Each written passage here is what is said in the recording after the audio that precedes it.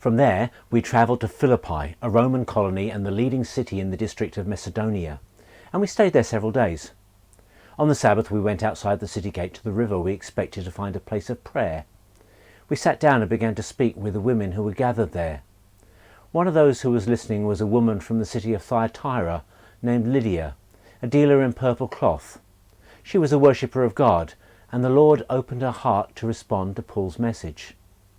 When she and the members of her household were baptized, she invited us into her home. "If you consider me a believer in the Lord," she said, "then come and stay at my house." And she persuaded us. Afterwards, this is verse 40, Paul and Silas came out from prison, and they went to Lydia's house, and they met with the brothers and sisters and encouraged them, and then they left. Paul and his travels. Paul arrives at Philippi, but there's no synagogue for him to go and speak at, so he's having a meeting outside of the city by a river. There he finds several people, so Paul, he sits down and he starts to tell everyone about Jesus. Lydia was at the river. Now she was a travelling saleswoman, and she came from Philippi, and she had her own dye business, mostly purple cloth that was valuable and expensive. She's wealthy, and as far as I can work out, she's single and responsible for a household. Lydia knows God. She was a God-fearing Gentile. Her hometown was actually Thyatira. The believers there were doing good deeds. They showed love and faith and perseverance in service, but there was also immorality there that was destroying families.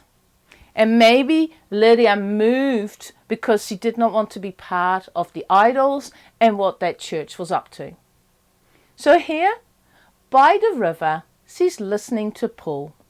Lydia believes and acknowledges Jesus as Lord. She became Paul's first convert in Europe. When Lydia and her household were water baptized, she invited Paul and his colleagues back to her home. In fact, her house became the center for Christian outreach and worship in Philippi. You know, today we can learn so much from her. Firstly, she was looking for the truth. I'm sure she was as busy as we are today, but she kept the Shabbat. She closed her shop and made sure she attended prayer group. Secondly, she was a prayer. She worshipped God. Thirdly, Lydia had friends. She took them along to the prayer meetings. And fourthly, she was a listener.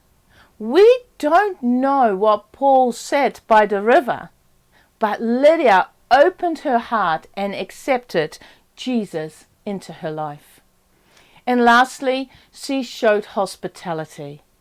Paul and Silas stayed at her home. It was never a burden. It didn't worry her how it might affect her business. She didn't moan or groan or grumble. She just saw it as a privilege. I really like Lydia. I think she is awesome.